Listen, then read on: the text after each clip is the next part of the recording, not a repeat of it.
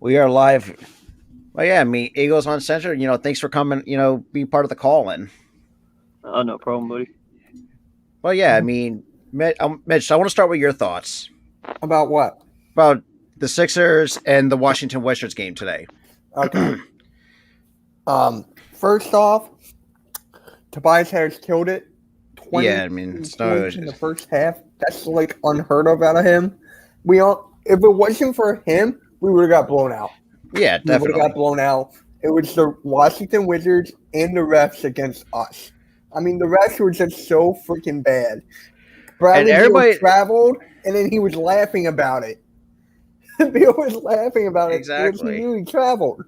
And then the whole Russell Westbrook grabbing onto Ben Simmons' arm, didn't call that. It was just like, and Wizards just fouling at the end, just like bad.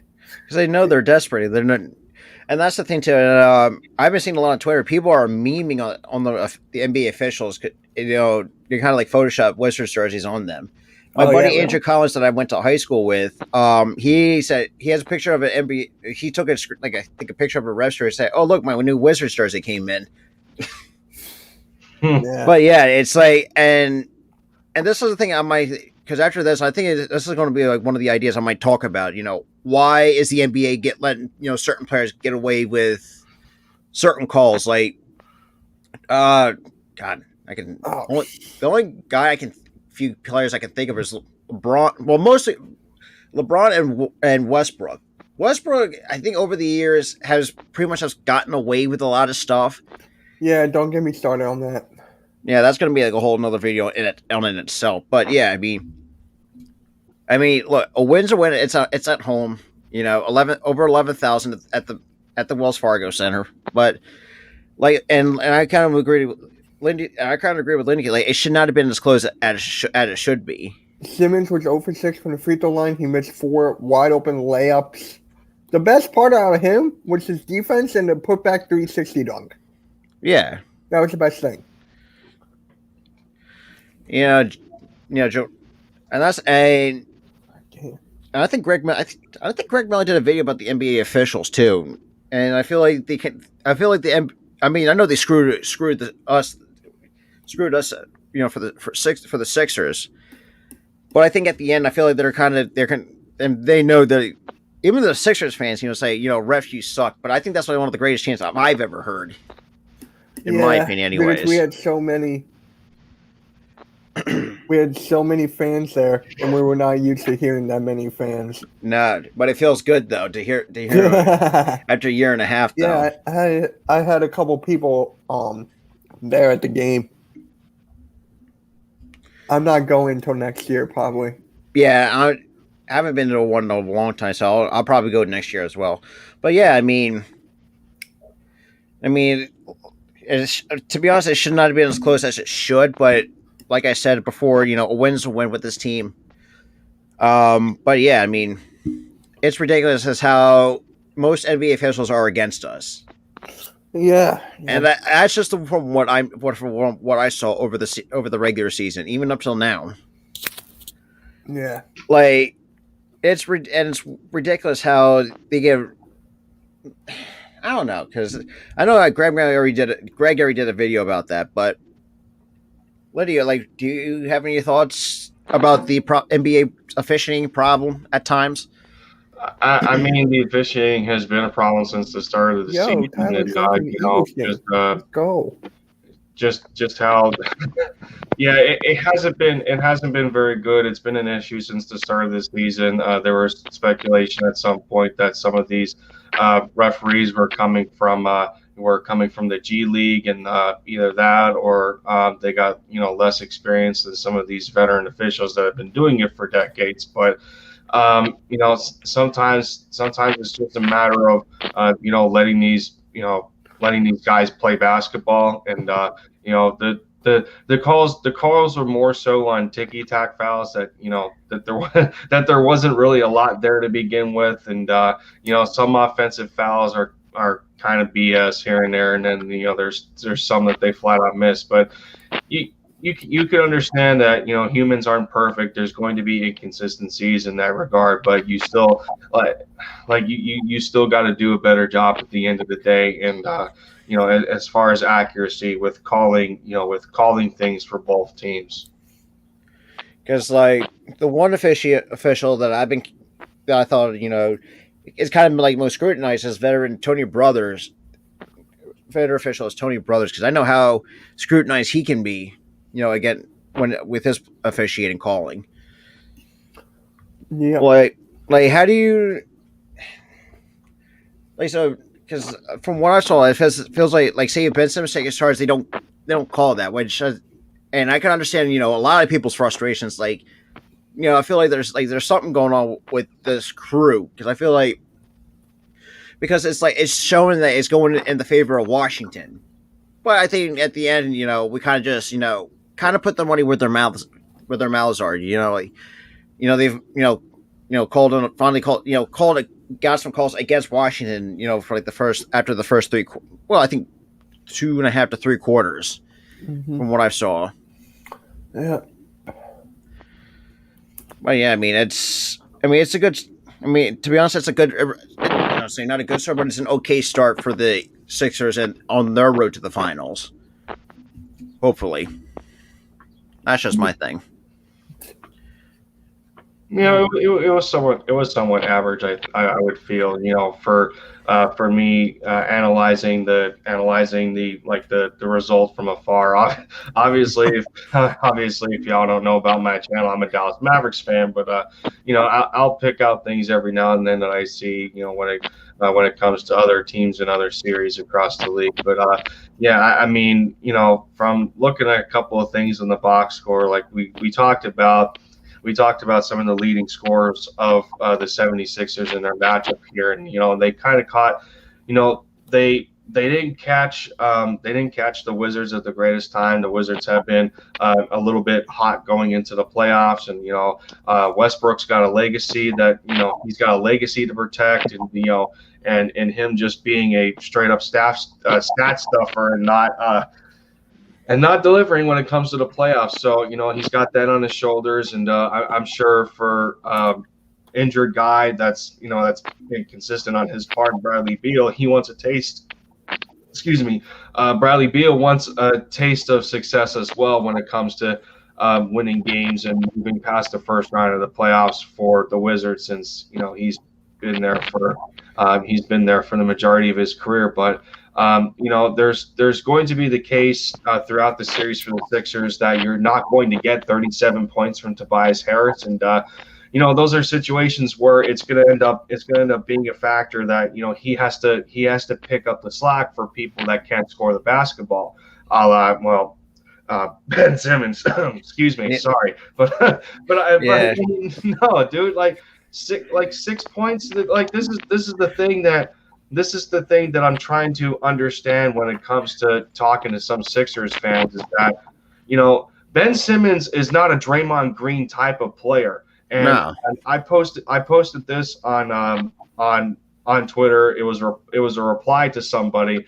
DJ Eastwood posted on Twitter, and somebody replied under him. They were like, Draymond Green be like, and I'm saying, yeah, exactly. In realistically, for Sixers fans, and I'm sure you guys can understand where I'm going to go here. If Ben Simmons really wanted to, he can average Luka Doncic's numbers.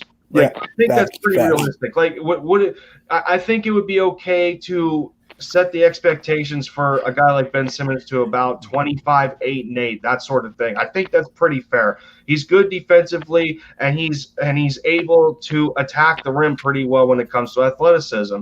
But the problem is the contrast between the Sixers and the Mavericks is that the Sixers have more scorers on their team. Tobias can get you buckets. Joel Embiid can get you buckets. Ben Simmons, when he decides to, can get you buckets. That's 3 players right there. Whereas for the Mavericks, that's not necessarily the case when, Porzingis is as inconsistent as he is. Tim Hardaway Jr. is not, he's not a starting caliber player at the moment. He can still get you points, but it's not to a, overwhelming amount. Dorian Finney-Smith is up and down. So, yeah, I understand there's only one basketball to go around in that regard, but I'm sure Sixers fans are irritated at this point that it's you guys want to see an equal initiative on both sides of the court to where Ben Simmons can execute his play. And as of right now, it's the majority of it is on defense, aside from him setting his teammates up to get baskets. And I think, and me and Mitch kind of talked about this too last episode. This could be like a make or break for Ben Simmons if he doesn't perform up to the standard that we're hoping he could, perform. Yeah, right. Because I said if they lose to the Knicks or the Hawks in the second round, like they're out, I said Ben Simmons has to go if that happens. I think it should, and it's getting to the point where I think us Sixers fans are kind of getting fed up with his lack of offense, to put it in better terms, because we all know how great he's great defensively, but his offensive game is kind of lackluster at best. Because it's. He had 15 points not 15 points. He had 15 rebounds and 15 assists with 6 points. Thank you. Like, look, those are decent numbers, but and this is why I think DJ Eastwood, I kind of and Mitch, I think Mitch also mentioned this too. Like, at least have him go 15-8-8 or 18-8-8. Along those lines. Well, he went 15-15. But yeah, like I said, his scoring is lackluster, because it's like, it's like really hurting your brain. It's like, so we drafted him in the first, waited like four. Well, technically this is 4th season, but for him to upgrade his game, but he doesn't. He feel like he's in that mindset. It's like, oh no, I don't want to upgrade my game. Whether you have someone like Tyrese Maxey, who's constantly working to improve his game, which I think it was pretty nice to actually see him on, get some playoff minutes for game 1, which is I would like, and that's what I kind of had. That's what I mentioned in my my pregame video yesterday. That I would like to see Tyrese Maxey on the floor off the bench. He had a good first. He had like a really good and one Maxey. Because it's like, as soon as he went on the floor, man, the Sixers, like that crowd just pops for Tyrese Maxey. Because we thought, and Mitch, I thought you and I was like, there's no way he's going to see the playoffs. Well, I guess we were wrong. During the end of the season, bro. During the end of the season, Shake Milton has not been playing well at all. And Tyrese Maxey is going up. Exactly. I'm telling you right now, the second half of this season, well, not the second half, more like the end of the half, more at the end of the season for Tyrese Maxey. If he played like that all year and Doc gave him the minutes, he would have been an all-rookie first team or second. What's up, Slay?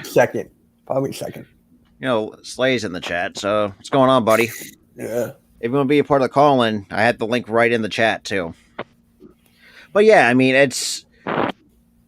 I think Tyrese, and this is why I think Daryl, and I'll give, and it's weird that Daryl Morey's not getting even though he deserves a lot of the credit for most of the Sixers' success. I mean, it's like he's kind of deflected to Doc for a site. No, you're kind of the kind of like the cog that gets this machine turning, because like you want to have guys like Tyree. Well, and that's the thing too, and like this thing too. Like if we can start, and I would say do like a 9-man bench rotation. The fact, and I gotta predict this too. Like the two veterans I would like to see on the floor first, just in the game, was George Hill and Dwight Howard. What happens? He actually put in Dwight Howard and George Hill, which I thought, having those guys first off the bench, because I know Shake Milton's been inconsistent, like you said, Mitch. It's nice to have like someone like there's two veterans who have played in the postseason, even though technically 3 if you're counting Danny Green. But yeah, I mean, I think there's going to be a lot that need to be improved before Wednesday for Game 2. What's going on, Philly? But yeah, I mean, there's a lot of things I can see. What are you talking about now? I'm sorry. About how the Sixers can improve for Game 2 against the Wizards, because it's obvious we all knew that Ben Simmons can struggle in the half court, and ever since, because I know these start to do the dribble handoffs, and I think that seems kind of like the, I guess you could say like like a plan that you could probably use a lot more if you're going to see. And don't get me wrong, I mean, look, and Mitch, I don't know, it's a pain. It's kind of like a pain in the rear end to see Ben Simmons, kind of putting those kinds of numbers overall. And I think we talked about this before. It's like it's nuts to see. I was like, dude, like you've been here for 4 years and you still can't do anything right.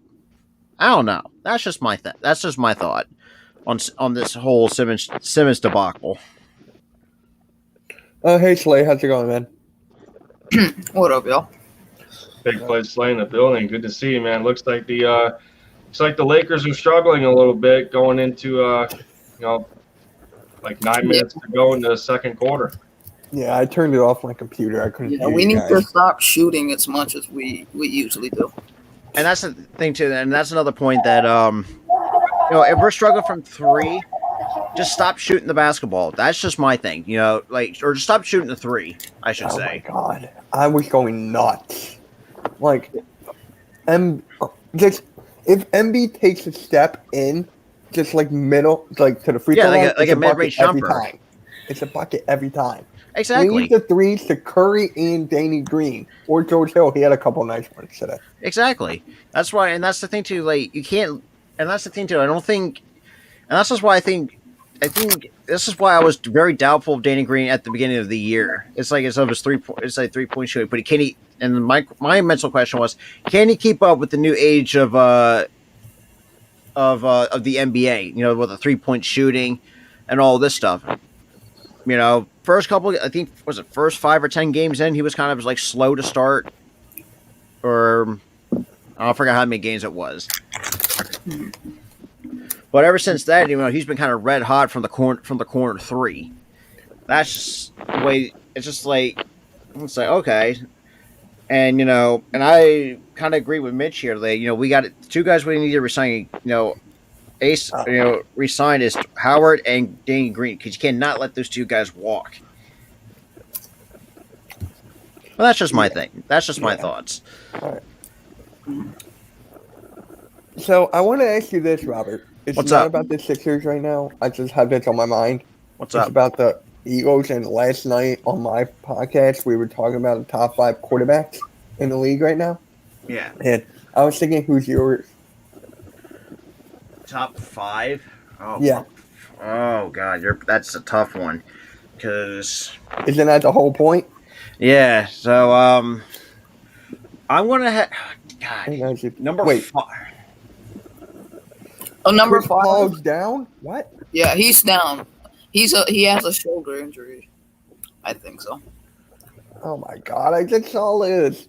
It sucks. I literally just saw that he got injured. All right, so Robert, you're top 5.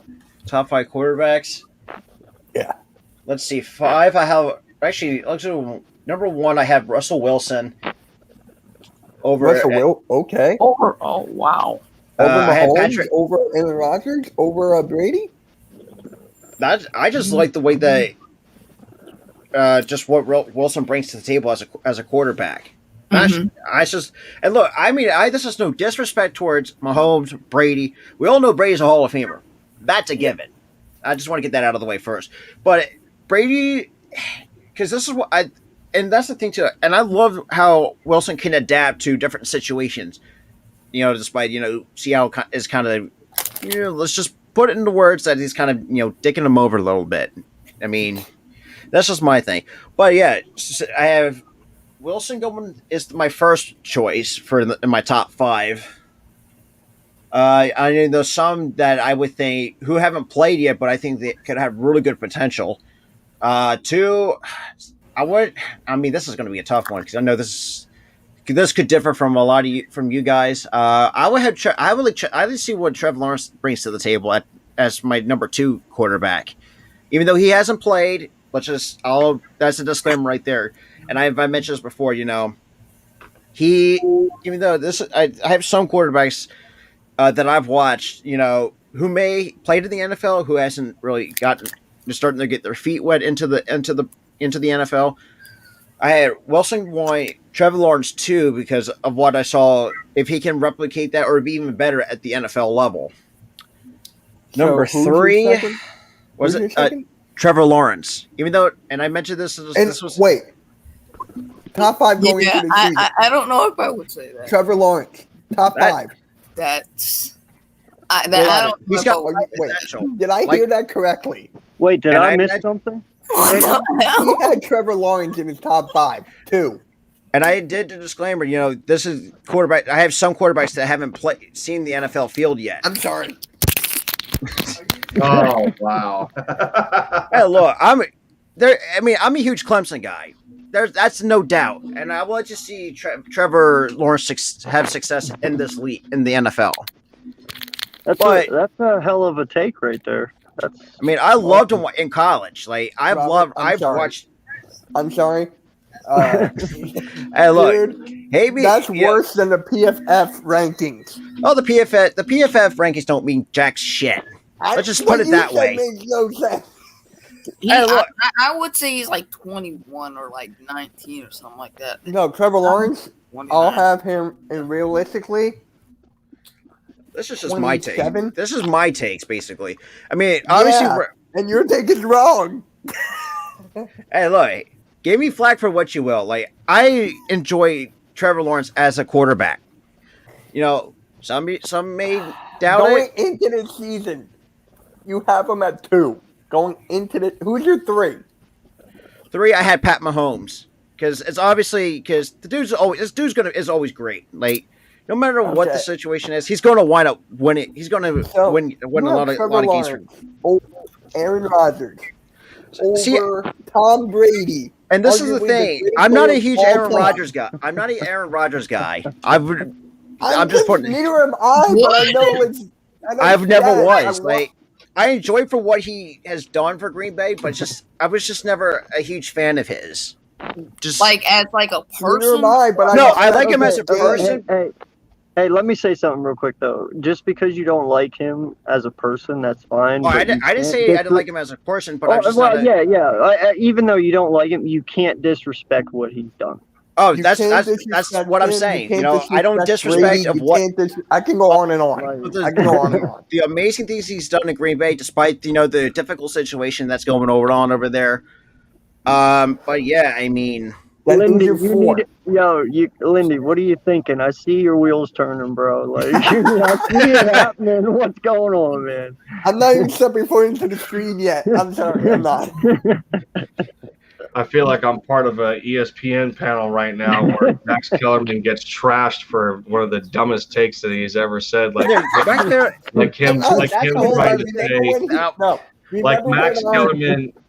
Max Kellerman trying to say Kawhi Leonard is better than Kobe Bryant. That's ridiculous. I'm taking Iguodala. How? No.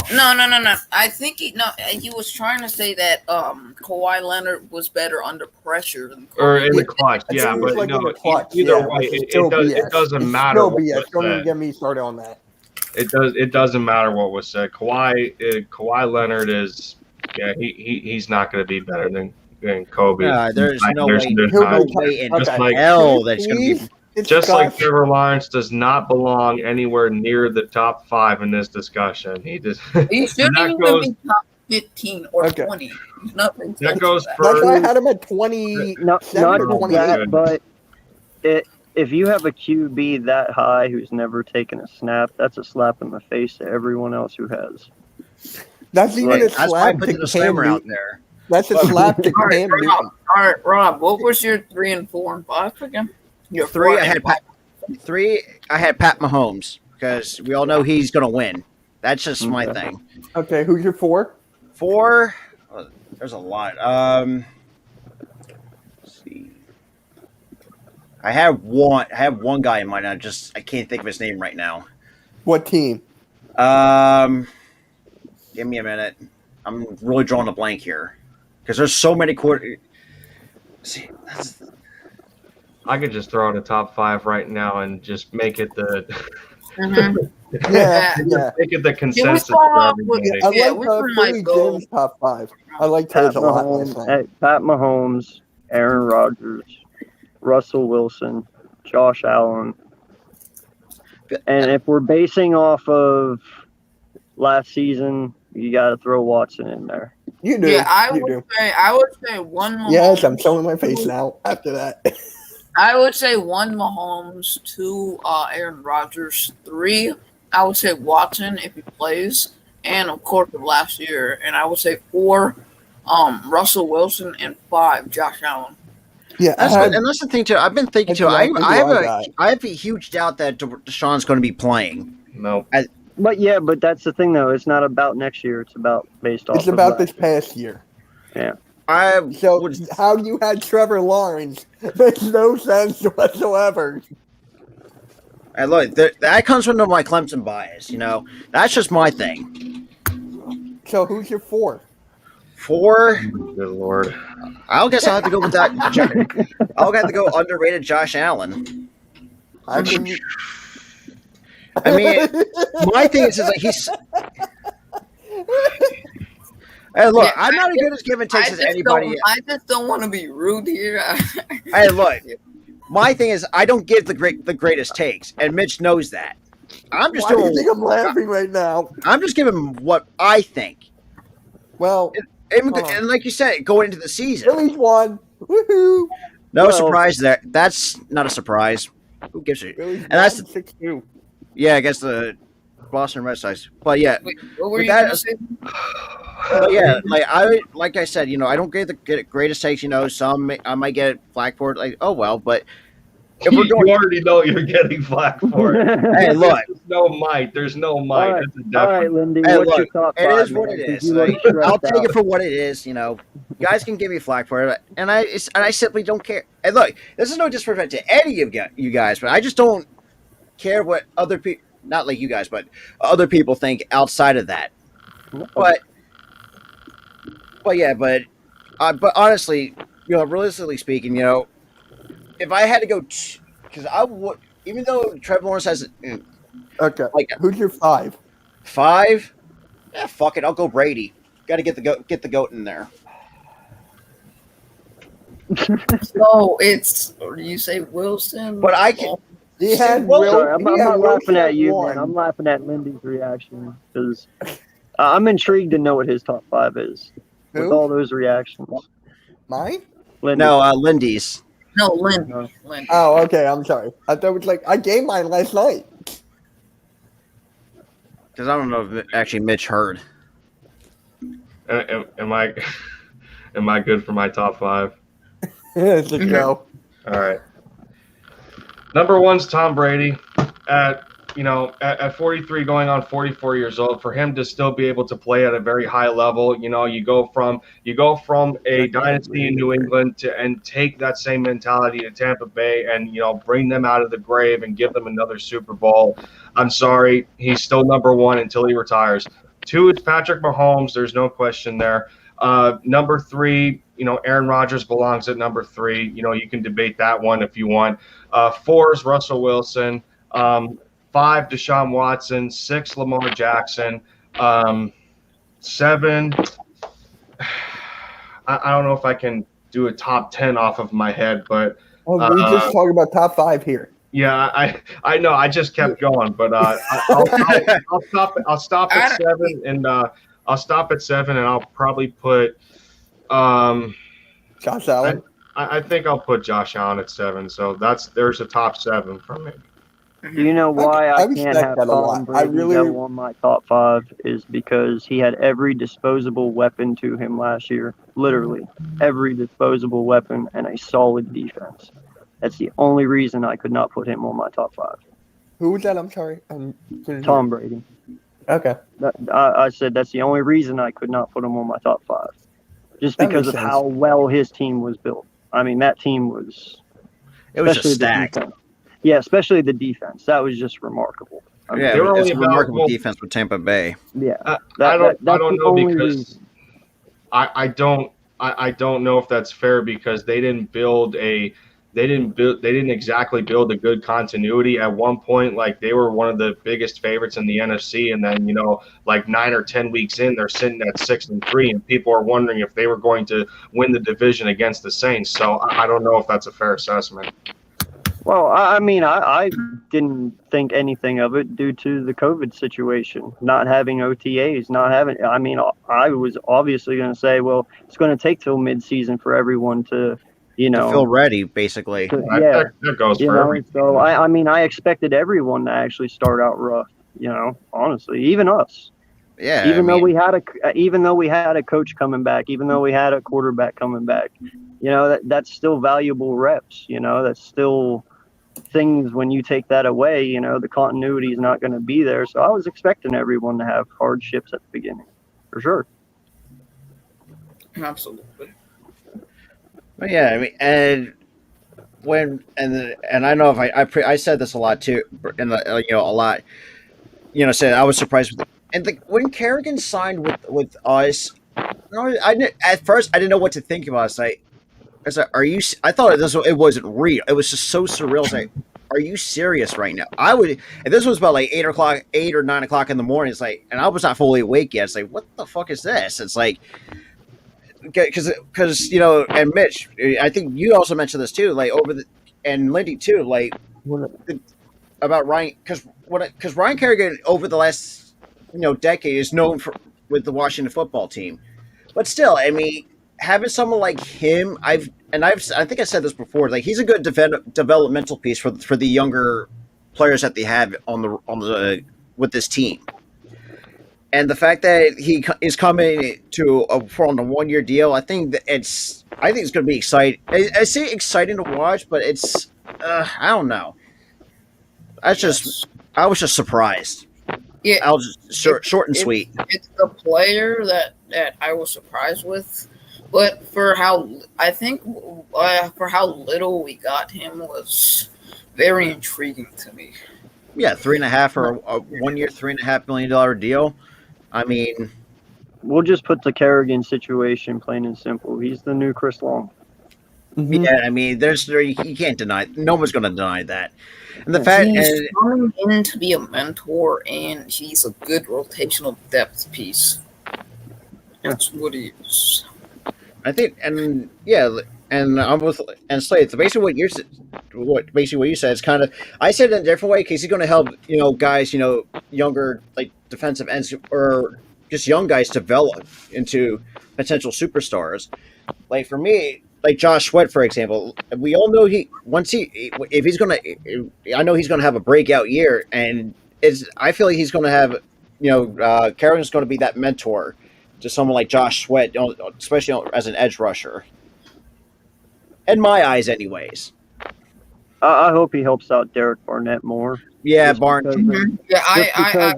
Just because of his value, what we spent on him, how high we got him for. I feel if he's going to help anyone, I'd rather it be Barnett. I want to see Barnett be more successful than anyone, just so we don't get rid of him next year.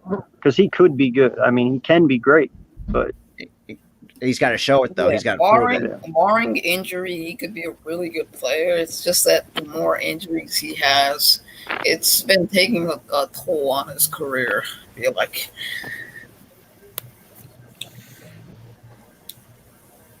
But yeah, another guy that I would like to see have a breakout year, even though we don't know how good Jordan Mailata is, but I think if he has a breakout year, he's going to be dangerous as our left tackle. Sorry, I'm laughing, but Lindy, remember what Tyler said last night on the podcast?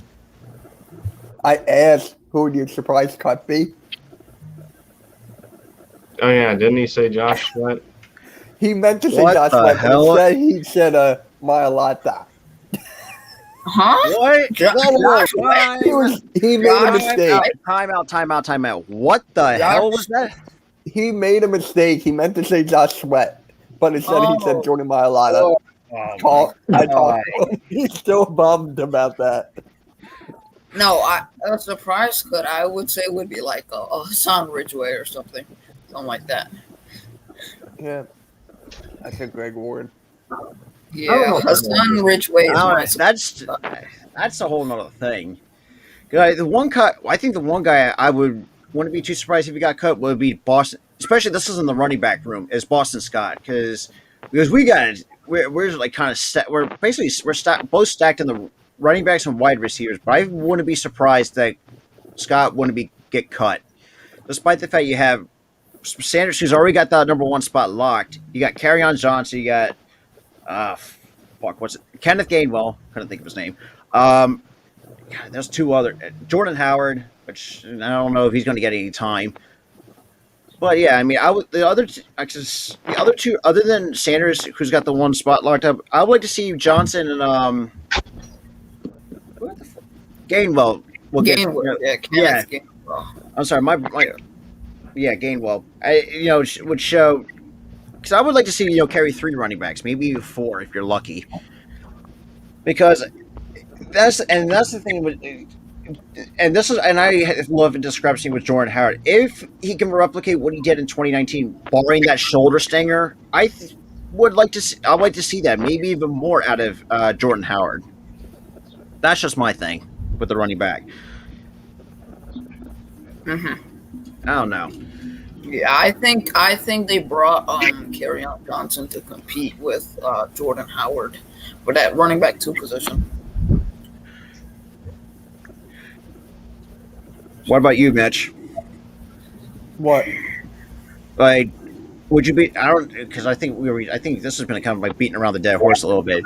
Would you even be surprised if Scott got cut? Because we talked about this. Knew that previous. We know it's coming.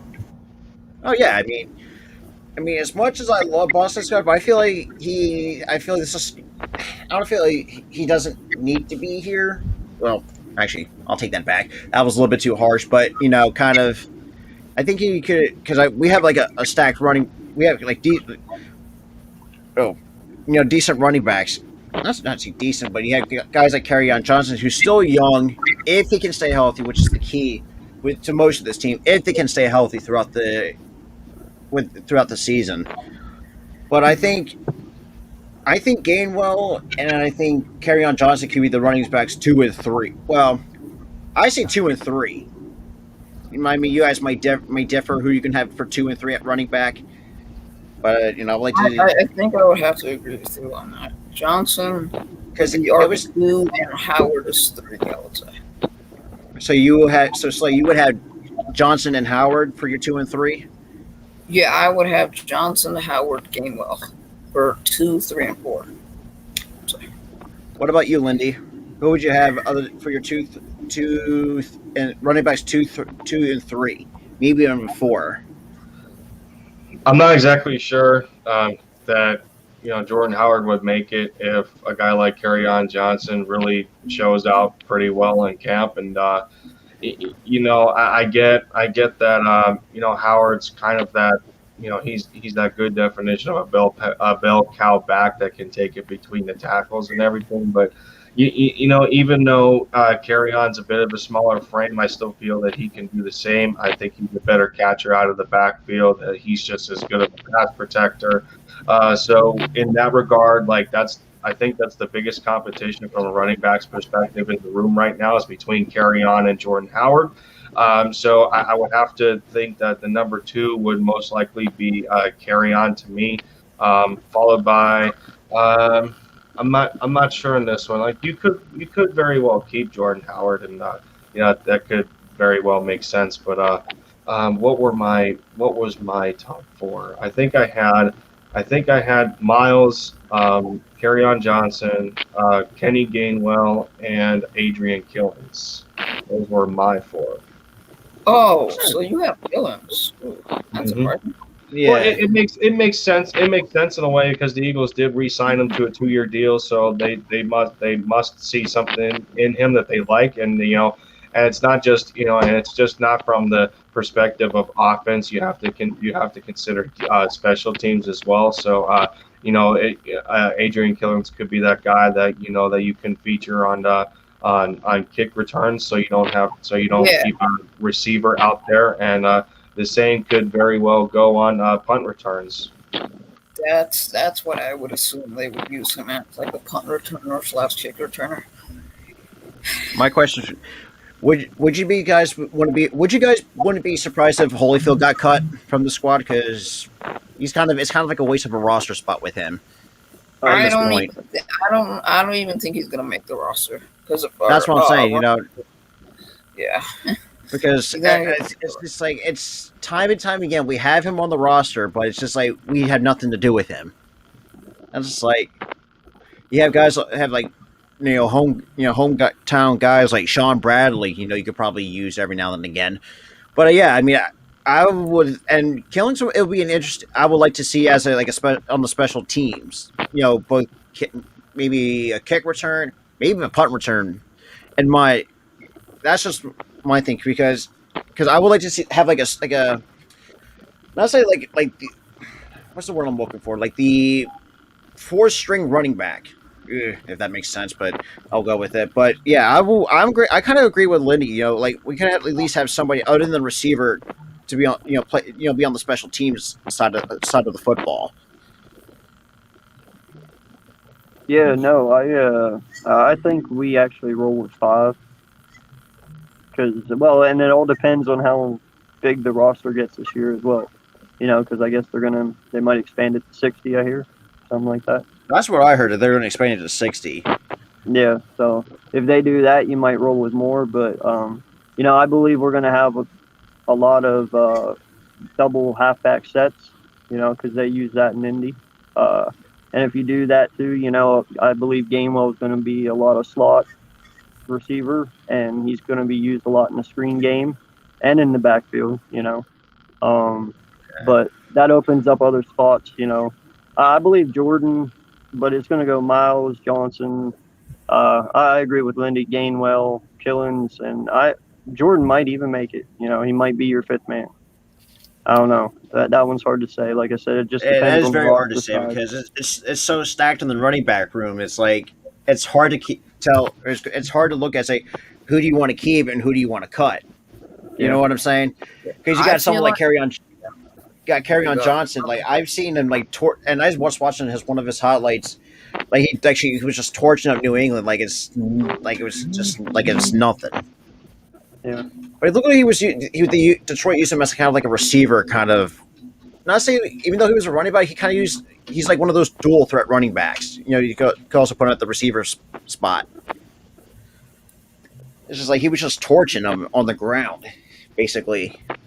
But it's tough to say because right now. Yeah. Big play Slay. Thought I'd let you know, man. It's not looking good as of right now for the Lakers at halftime. They're down 8, but they don't have an answer for Devin Booker or DeAndre Ayton. Something's wrong there. I don't understand this team at times. Like, I want to have confidence in them, but like they do things that are just like, why? Kyle Kuzma had 0 points in 11 minutes. He had 40 points, 30 points in other games, but he crumbles in moments that he shouldn't crumble in. He has to be consistent. I mean, you got 3 players right now coming off the bench that have an absolute goose egg in anywhere from 5 to 11 minutes, and and when you talk about defense, when your starting rotation contains Anthony Davis and Andre Drummond, how do they allow DeAndre Ayton to score 14 points in a half when Devin Booker is cooking? So Booker and Ayton are combined for a total of 31 going into halftime. Yeah, that's you guys are not a good look. I mean, you guys were the number 1 defense in the NBA in the regular season, and it's not looking very good. You guys got to tighten it up a little bit. The only bright side you can work with is that Chris Paul had that injury scare, which limits him to 3 points in 16 minutes. But he's already got 4 rebounds and 6 assists. So if he starts scoring, then you're going to be in trouble.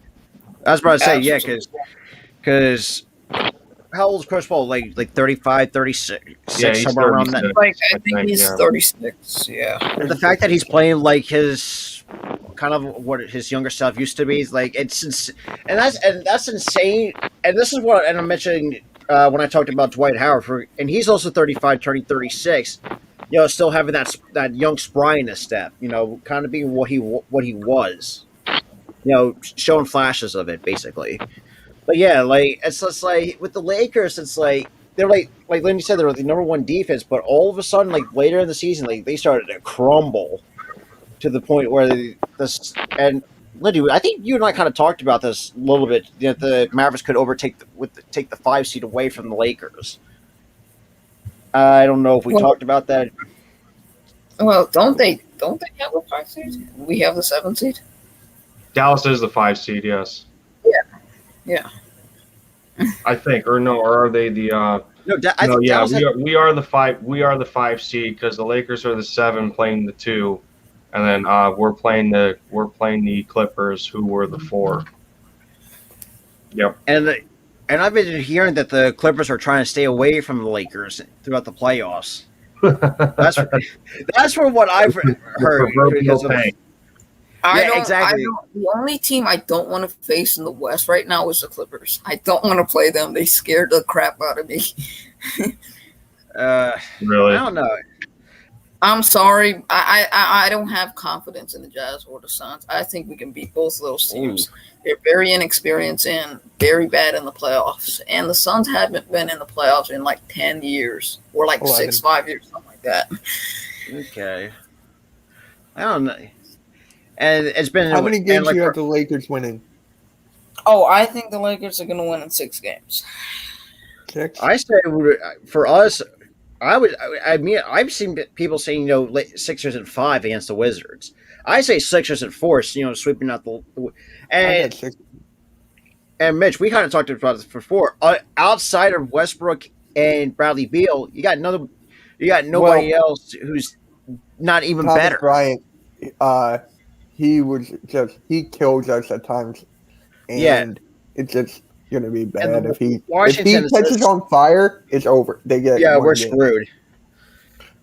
Another guy I think, and this is going back to when I watched this, and that's the and that's the thing too. Like I was really surprised me and Mitch haven't got a little bit of flack from our kind of comments about Ben.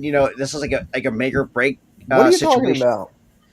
When who was was it your buddy what the hell your buddy clipped that clipped the thing from our last episode Samuel, because us Sixers fans, it's like a pain to see him in the fourth season still not improving his game, add a jump shot in there. It's I don't know, Mitch. Like how would you want to? What? About this Ben Simmons debacle? Like he doesn't want to improve his game. Like he just wants to stay where he's at. Are you trying to get me mad here? Hey, look, I'm mad as much. I'm mad as you, Mitch. Like yeah, but dude, it's a pain in the ass to watch. Been called out as a Ben Simmons hater 10,000 times. Not yet, anyway. So I wouldn't say he's a bad player because he's made his team better. He plays good defense, and the only concern with him is that he's not an aggressive player. That's the only concern. He does everything you want him to do in a basketball player. He scores, he makes his players better, and he's a great defender. I don't know why people hate him. Because it's the jump shot. Everybody wants to. That's the biggest thing that people want to knock on him. Really, the jump shot though. He's not attacking the rim. And I think that's what Slice said. He doesn't want to be aggressive. If he made those 4 layups and made those 6 free throws, that would have been 2, 4, 6.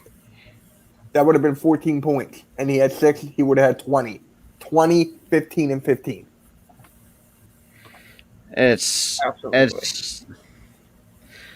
and look, we all know he's one of him and Embiid are finalists for their awards. It's like most likely I don't know. Like I don't really want to get into like the awards because I feel like that don't mean nothing at times. We all know how great Ben Simmons is defensively. We should not let, and that's the, and with this team, even in the regular season too, when we played them what 3 times, Mm-hmm. it's like you cannot let Bradley Beal get, can't let those him and Westbrook get that hot for the Wizards. That's just not. He scored. He scored 60. 33. Yeah, exactly. No, I was talking about that one game. Yeah, dropped 60 on us, and we. So that's like that should not happen. It really shouldn't. And I think what's the next? What did he draw like 40 something on us the next time we faced them? And I think that was in Washington. Like it's got to be like a high.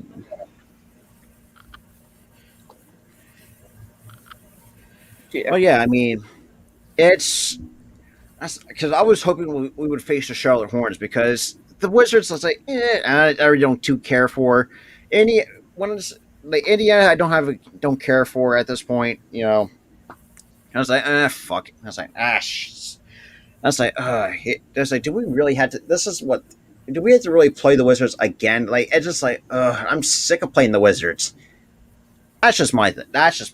From what Why I've are you sick seen. of the Wizards? It's going to be an easy. I don't know. It's just like I would like to have Sixers play somebody else other than the Wizards. Dude, That's just my idea. Take it and run. Oh Take yeah. it and run. It's All going I to be know 4 is- or 5 game series. We need them all healthy. I'm taking it. Yeah, I mean, I don't care who it was. I don't care if it was the Celtics if they had Jaylen Brown. I wouldn't care if the Hornets and it was another team I'm forgetting. I think the Pacers is what I think what you're Pacers, thinking. yeah. Pacers has become a thorn or side from not exactly a thorn, but kind of like a problem per se. Despite the fact that you had someone like Sabonis on the offensive side, you got and that's the thing too, and that's what I think people are kind of knocking on the Pacers. Like you have a good defensive player in Turner, but you have a great offensive in Sabonis. It's like how is that going to like mesh together? Mm-hmm. Yeah. I mean, I don't know. I think it'll be Lakers Bucks in the finals. I'm You calling said it. Lakers Sixers. Now you're changing it up. Yeah, no. Are we trying to go back to the 2000, 2001? I think it could be Lakers Sixers, but I'm starting to have more confidence in the Bucks. I'm probably going to be entitled to this. That's going to be a tough series, bro. The Bucks and the Heat. Like, that's good. I see. I feel like that's going to be either 6 or 7 between those two. Maybe 5, depending on how hot either team gets with that series. But I think that's going to be a tough series to look. We all know. I don't know. I just don't know with that. I think the Bucks are I think they have to be the best team in the East as of today because I know the Sixers are very talented on offense and defense, but the Bucks upgraded so much in the offseason by adding Drew Holiday. That addition in itself is just it's going to impact in the playoffs is what I'm trying to get at. Yeah. Yeah, I mean, I'm not knocking on the Bucks or anything. I mean, the reason why this is like Drew Holiday is one of those guys. It's like, man, like over the years, it's like I don't know. Him and Lou Williams was right. You go throw Iguodala in that conversation too. Former Sixers are trying to, even though Iguodala's got like 2 rings, give or take. I don't remember. Yeah. Yes, 2 rings. But have you had like someone like Iguodala, Drew Holiday, who else? I'm trying to think of other former. What are you talking about? Like older Sixers, not excluding Evan Turner. You mean the process years, or you just like naming old Sixers? Like the old Sixers from like maybe how far I want to go. When they had 20-ish. And what? Wait, what was that, Slay? About the 20? Yeah, 2010-ish. Are you mentioning? Yeah, somewhere in that neighborhood. You still had Drew Holiday, Andre Iguodala, Lou Williams. Oh, Lou Williams. That's another guy I forgot that. I don't know. It's just like it's weird to see those guys still playing after all these years. outside of a Sixers uniform. You forgot Thaddeus Michael- Young. Michael fuck, I Carter forgot it. Williams. I forgot about Thaddeus Young. Oh my god, I feel like he's become my God, I feel like Michael Carter Williams hasn't really. God, where's he at nowadays? Chicago. I think he's Chicago. on the Rockets or Chicago. I don't know. one Thaddeus of those. Young, Chicago. Yeah. He's underrated. Yeah, it's weird to see Very underrated. him. I say for me, I think Thad Young at times can be underrated at times. It's just like I've always liked what Thad Young can bring to the table when he was with the Sixers. So I got a Oh. question for Lindy, if I can say. Hey, by all means, ask away. What is your prediction for the Clippers and Clippers and Mavs in their series? Okay, it's not Clippers, it's Flippers. Yeah, Can we just get it right here? Clippers, yeah. No, Chokers. What? The Chokers versus the Mavs. That's what I'm trying to refer to. The Chokers. Yeah. Yeah, it's the Flippers. I got the Yeah. I got the Mavs in 6. Now listen, I understand that the Clippers this year are a little more deeper in terms of of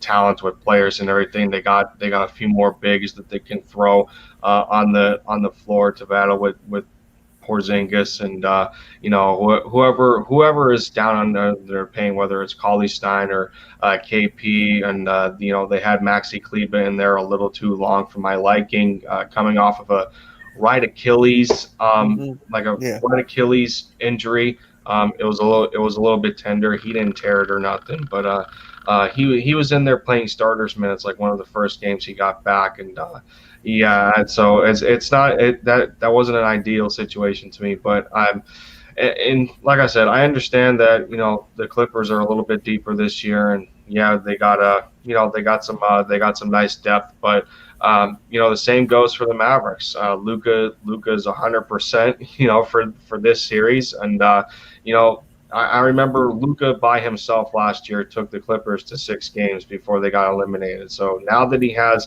Porzingis for more than one game, hopefully you got to score more than 14 points. but no, it's just I just like that the odds feel to be in our favor finally, and you don't get to play the same team twice in a row. From last year's playoff series to now, and you got to make the most of your opportunities. So I got Mavs in 6. Yeah, I think I'll be honest with you. I think I had Mavericks winning that series last year when Porzingis was healthy. Yeah. I thought he was healthy for that whole season. I mean, that whole series for terms. I think the Mavericks would have won in 7 games.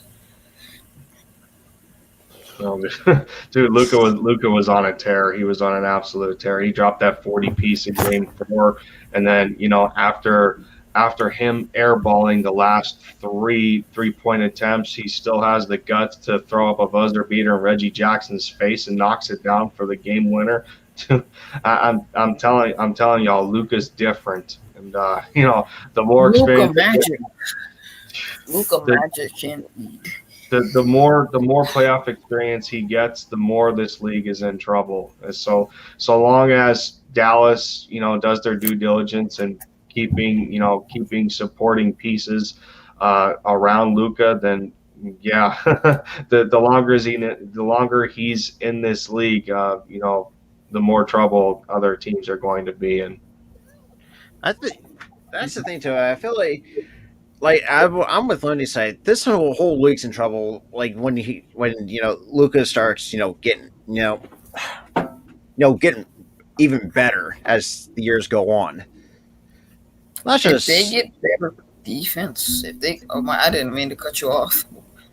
actually that you actually brought up a good point because I see, Lindy, how are they decent defensively? Because I haven't really checked the defensive rating at them. They've been around average in the league. They've floated around 16 and 16, 17th.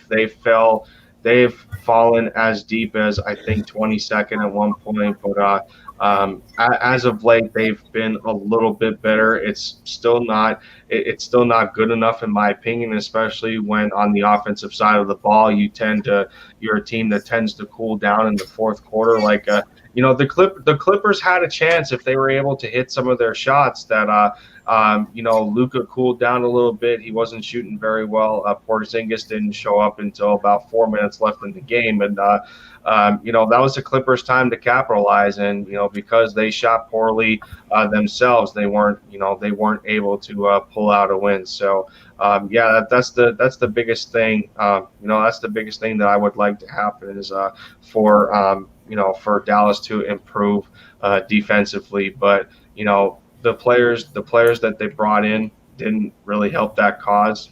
Sixers won the Seth Curry trade, and I'm still angry about it.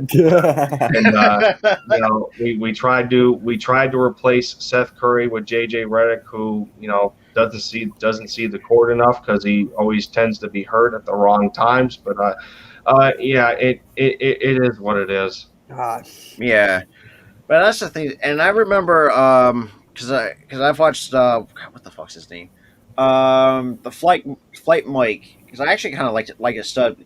Like, and he kind of talked about the Curry trade. How they were good when they had him. They were good offensively, and then they replaced him. Like they were like okay offensively because they kind of like dropped a little bit after he.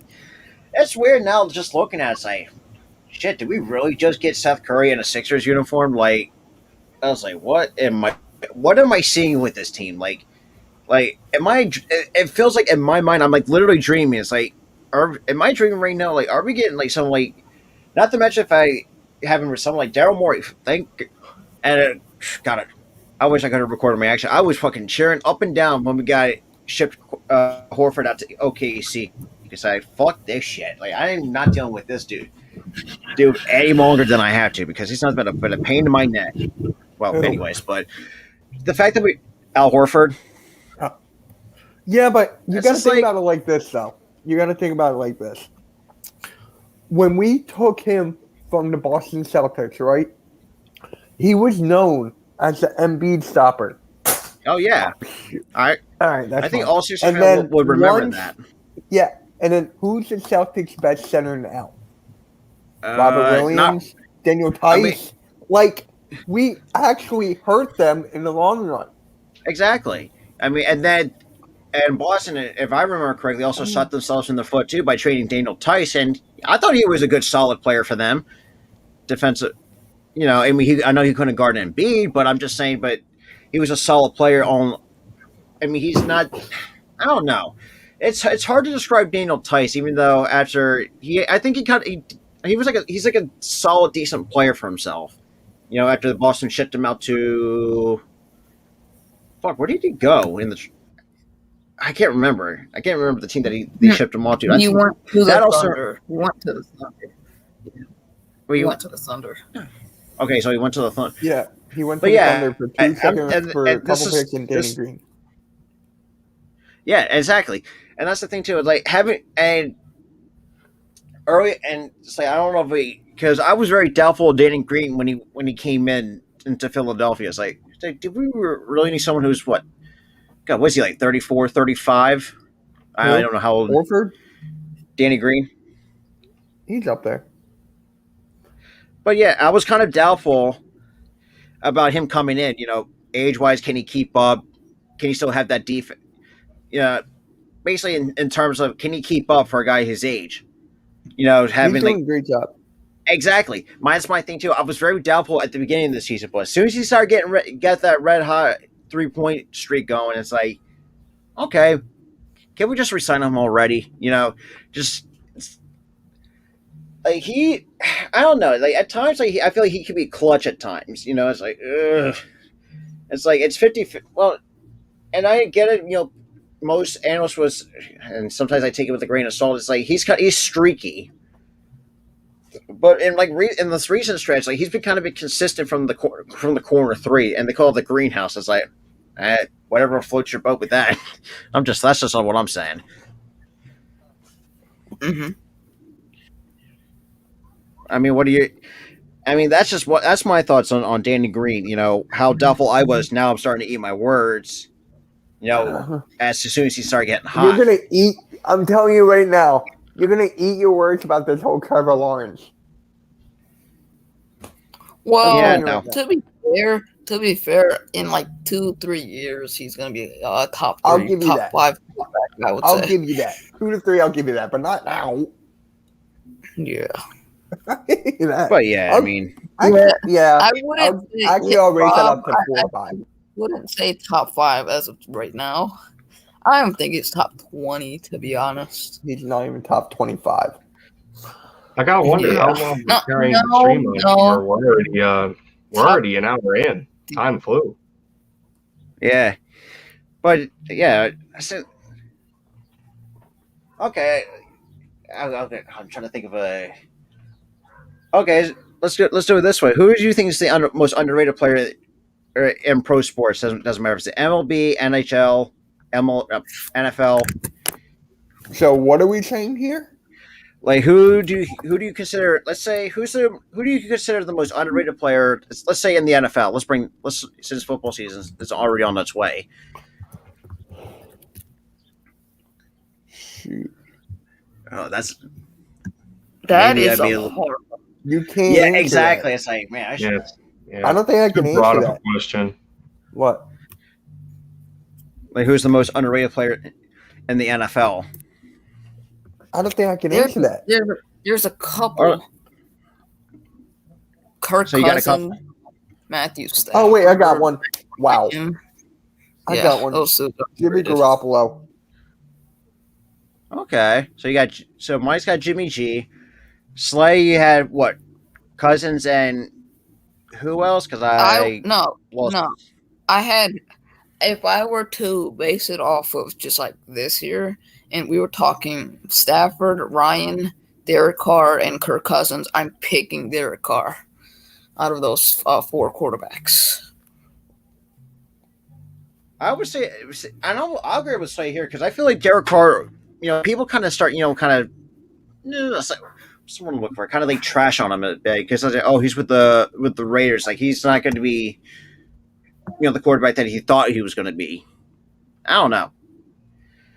I mean, oh God. Okay, I want to rephrase this question. Who do you think who's out of the? Oh God, who's got the highest potential?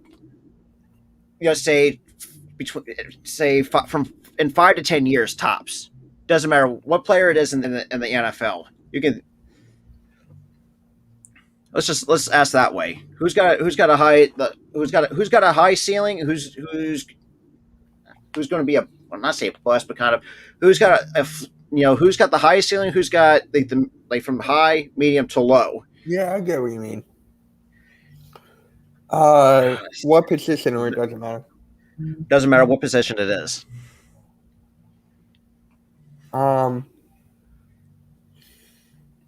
Geez, I don't know.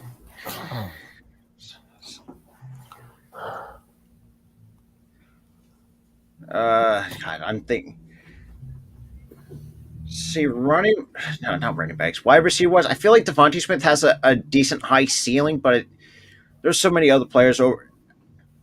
I feel like for Detroit, I'm gonna just base it on one team. I think Detroit, got a good tackle in Penei Sewell.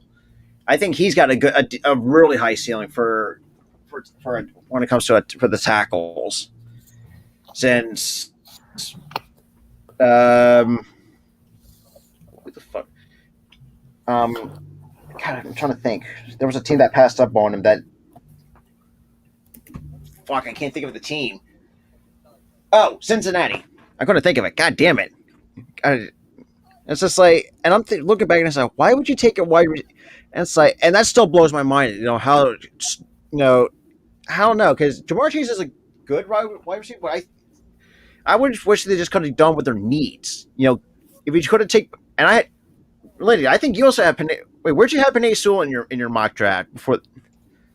I had him going 5. That's where I had him in the first round. To Cincinnati. Yeah, I had him. It's like fuck. That could butchered our complete mock. I was like, damn it. And I know some Bengals fans are pissed. Right? Wait, what was that slide? I got a question for you guys. What's up? Yeah, I have a question for you guys. So Mhm. I know you mentioned the underrated thing. Whoa. Who do you Yeah. think is the most overrated player in the NFL? Overrated. Oh, you bastard. Okay. Trevor Uh, Lawrence. Really, really, Mitch? You think Trevor Lawrence is I'm that? just saying that to piss you off. I'm kidding. But See, that's a good question though. Lindy was Oh like my. shaking his head. Okay. Like, Oh, what's up, Jordy? He just That's a left. he was in here for a minute. Oh, Jordan. He just left. Okay. Oh, he just left. That's a tough one though. He Like, left like Ben Simmons free throws what? tonight. Just left. Yeah, that's a tough one though. Like, oh boy. Oh, I I can't think got of it. one. That. I have a specific player, and I wouldn't say people are calling him overrated, but he is a little just too overhyped. But Jadeveon Clowney gets too much praise. Just because he's the number one pick means nothing. He's not a good player. It shows on everything. He's more injury prone. Yeah, and not to mention that he gets a lot of hate too for the kind of player that he is. That too, as well. See, that's a tough one. I can't think of any player on the top of my head I could consider overrated. That's tough though. That's a really tough one. I thought the underrated. I think that one just took the cake. Who's the most overrated player in the NFL? Ooh, God, I can't. No, player. I cannot think of one player that comes to mind. That's when it comes to overrated. That's just me. Maybe Melvin. Maybe What? Melvin Ingram. Chargers. I don't know. I do have a pair of scissors. Oh, JJ Watt too. I'll be right back. Oh, JJ, really? You think JJ Watt's overrated? Oh, that's. But I think I don't know about that one. he's been putting out very little production for all the hype he gets, and he's very injury prone. Well, that's true. I also mentioned the fact too. He also, if healthy, he's kind of dangerous, but it's kind of iffy with him. Yeah. NFL wise, I can't think of baseball wise MLB. I can name a few players for the MLB. Marcus Stroman is one of them. Because I just don't like the way he had. I don't know. There's something about Marcus Stroman that just doesn't sit well with me, in my opinion, anyways.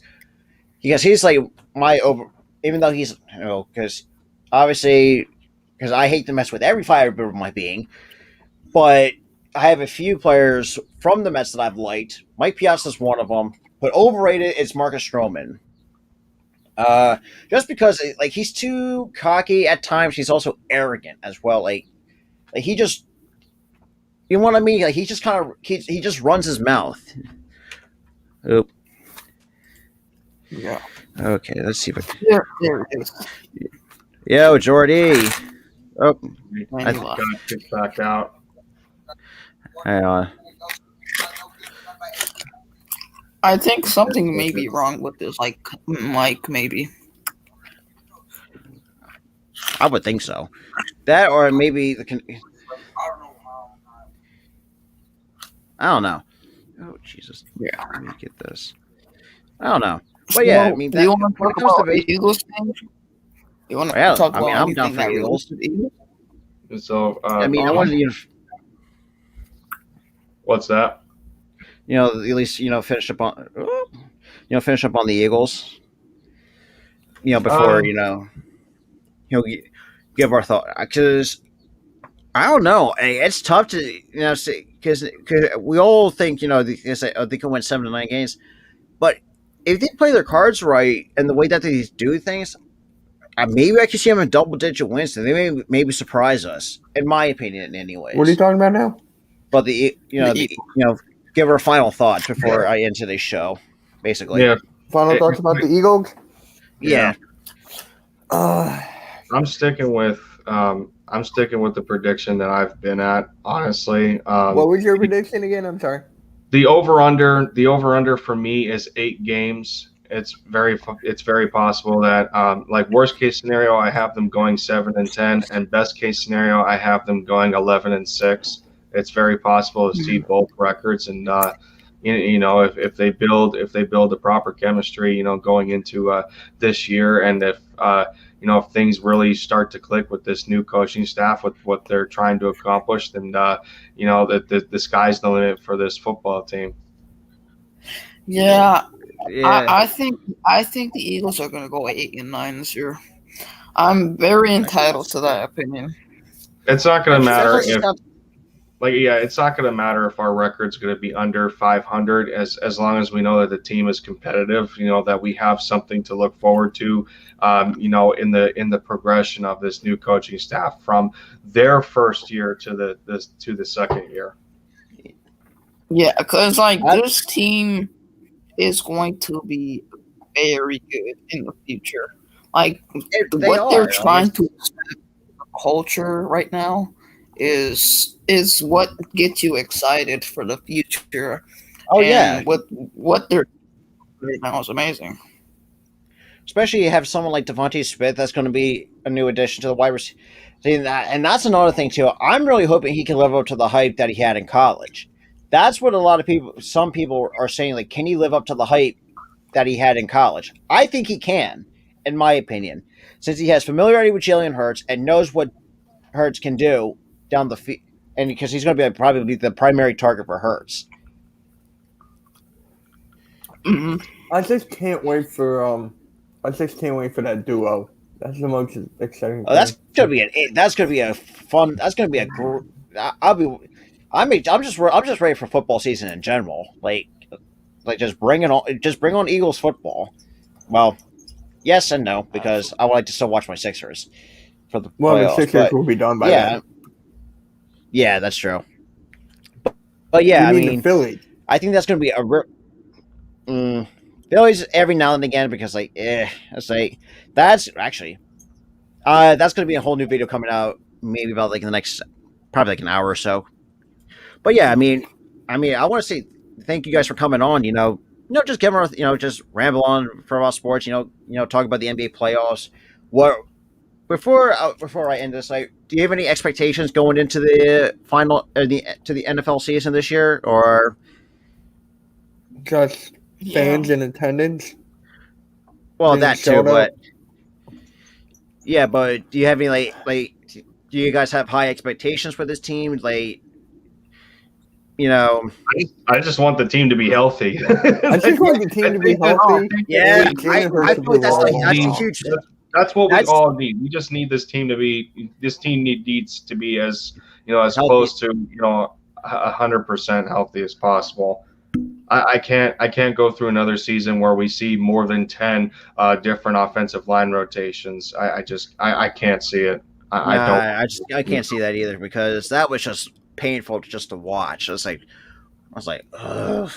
Well, yeah, I mean, So I don't know if you guys just saw, but Steven Nelson in the corner liked another tweet by the Eagles on Twitter. I don't know if that means something, but sure can mean something. I see. I really hope so because I would like to have Steven Nelson. I don't know. See, There's this other guy that 'Cause- Tyler wants, but I'm not going to say it because he wants to make a video on it. no, actually, by all means. But yeah, I mean, I think if we're going to get on the corner, I would just go after Steven Nelson because Gilmore, I know it's going to be a little bit it's going to be very expensive to obtain his services because we don't know how. Because I feel he's going to ask a lot for a contract because of the player that he. I mean, he's a good player, but I think he's going to be asking a lot for in a contract. That's just my thing. Yeah, I mean, it's going to be too. We're going to be. We don't want to pay too much. Big play slay. I'll just close out saying that Anthony Davis looks like Porzingis in last night's game. Oh, Oh, that bad? Yeah, he's 3 of 11. Very sluggish. 3 of 11 with 7 points. Oof. Wow. That's inexcusable. He's very, I think Maybe him he like needs it. being sluggish How's is LeBron like doing? making I don't have him to get like one. I not think good that's- at all. LeBron's 15, 5 and 7, shooting pretty well from the floor, 5 of 9, 3 of 4 from 3. So he's really the only offense that the Lakers have right now, outside of maybe Andre Drummond, who's giving a good 12 and 9. But in no known universe should Andre Drummond be more effective on the court than Anthony Davis right now. So if I'm a Lakers fan, I'd That's be just pretty pissed inexcusable. off. I mean, I can't disagree with that. That's It's just weird to look at it. Yep. Well, yeah, I mean, Lindy, big place slay. I mean, it's really I really appreciate you guys for coming on. I'll try to, I really appreciate for you guys to come on. So, No big deal. I hope we probably, Anytime. I'll probably do more of these along the way. But, thanks for coming on, guys, and I gotta head out. Lindy, you're so close to 100, bro. I saw that. Dude, I saw know, that. I don't know where the surge in subs came from. I mean, last night's call in that I did, it was I didn't even expect to carry my stream for that long, because I just wanted it to be some quick thoughts on the results of the Mavericks game, which it ended up carrying to 2 hours, and Joey Shakes ended up sharing the stream for me, and he actually managed to get some random Cowboys fans. Lindy, in, want to hear something funny? was pretty hilarious. Okay, so Mitch texted me one time because I kind of think I tweeted something about with Joey Shakes, and he retweeted it, and Mitch got a little bit heated. Sent me a heated text. It's like, dude, you stole my thunder. Say what? He's like, WTF? Yeah, I We're all think good. and the funny thing is, Lindy's the night- popularity is because of that. Yeah. Wait, I what? would think so. Hey, look, I still need 47. I need Yeah. 40. I still need 47 for 100. I'm almost almost more than halfway there. But yeah, I mean, You guys are and right think there. And I was even when I was thinking watching all Big of you Shakes today. because he's putting out new content and like new things to the universe, and then Lindy's starting to like get out there into the universe, and he's very known in the Eagles community. So I guess that's I mean, why. I do various different things. I just Yeah, gotta because say for me, this. I'm Wait. kind of like, what's up, Mitch? Can I just say this? I remember when I hit my first 100 subs. To me, that's the most important milestone. Yeah. To me, that is I would- because you hit that 3 digits. You don't have to see that 2 digits next to your name anymore. It's like Exactly. whew, finally. I think Well, my that's ultimate. I think it's what's going to officially start my journey in the evolution of a content creator. Like, to help myself with variety and get more in-depth conversations, maybe, because eventually I want to invest in what is it, NBA League Pass, and then I think it's Game Pass for the NFL, where you have access to all 22 and everything, and break down some film and do the same thing for basketball. So, but yeah, it's going to come to the territory when in terms of support to my channel, and I'm pretty excited to look forward to getting there. Mm-hmm. Wait, so And don't actually, you do you aren't have but- podcasts? don't you have contact to Hunter Doyle, right? I DM Hunter every now and then. We're supposed Yeah, to Hunter and I talk. we're supposed to be getting a live stream together. I think next week with Let's Go Birds. There's supposed to be one with the 3 of us. It ended up having to be rescheduled, so we're supposed to be in a stream eventually. Yeah. Yeah, I'm Yeah, trying so to get I something was set up with Joey Shakes because I actually haven't DM'd it because I was kind of becoming busy, but I'm trying to get something set up with him. I didn't get anything. But yeah, yet. but like Mitch said, the 100 subs is like a huge milestone. But my ultimate milestone is hitting that 1,000. So you I'll just be. want to join me, yeah. I Yeah. do. Like, Dude, number one, I want to dude. join monetization. I want to at least make some side money off of it because Dude, I like to dude. join. I love this as a hobby. I gotta That's say this that's first. I gotta say this. I don't make money. I don't intend to, right? But you gotta hit 4,000 watch hours in yeah. order to get paid, I and know I'm not it even at started to 1,000 change. yet. So Mhm. I'm like, I don't care about that at all. I mean, Like, I do. And look, I know hey, you're it's selling merch. You're getting your money, dude. yeah. So Well, It's I'm gonna just starting all out. it's gonna all pay off when you have that check next to your name with 100,000. Exactly. That's just My gonna be amazing. exactly. It's just like because for me, I'm a variety when it comes to Philly sports. I can cover the Eagles, the Phillies, the Sixers, the Flyers every now and again if they don't. Whenever, just don't even get me started on even that. though their season's over, but I really didn't bother covering them because they sucked. But yeah, I mean, I could do it. I could do it. Even like when it's like Philly sports, I will change it up. Like because I did 2 videos on at the MLB, like one with the unwritten rules. But boy, did I get really pissed off at Tony La Russa. Holy shit! I hope you guys really want to Yeah. check it out because I have to understand how pissed I am. Well, where I stand on Mhm. the unwritten rules because I'm not an old head like say like the people from the 70s, from the 80s, the 90s. That era of baseball's been long gone, and I mentioned that before in my video. But I said, I said, let them have fun. Despite the fact that Yermin Mercedes, who's been in the minors for almost a decade, and the fact that you rip into him because it was a 3-0 count, you're up 15-4, like let them have fun. It's the same way with Todd Chase, and oh my god, did I was like, what am I even seeing now? Like, What? are you serious right now? But that's just my kind of unpopular thoughts. Did I miss But something? Yeah. yeah, I was talking about how the unwritten rules are people are just like oh they're kind of ruining baseball with these unwritten rules. It's like I just it's ridiculous Yeah. Alright. at this point. It was gotta- it was good coming on here and getting your guys' knowledge and perspective I on gotta, things. It's always good to yeah. Oh yeah, If you guys didn't notice, I was editing my video as we were doing this. oh really? I'm almost Hey, done. trust me, I got a whole Google Doc full of video ideas that I want to make for the next because I got like there's a lot of stuff I would like to talk about, but other than that, I mean, I was kind of ramble on, but yeah, Slay, Lindy, thanks for coming on. It's pretty cool to actually being in like a community of like different like content creators that will cover like say the Eagles and all whatever the case may be. But I gotta head out, you guys. All right, man. Yeah, appreciate the invite once more, and yeah, look forward to Oh more yeah, opportunities, and I'll just carry it on from there. Alright, yeah. I'll catch you.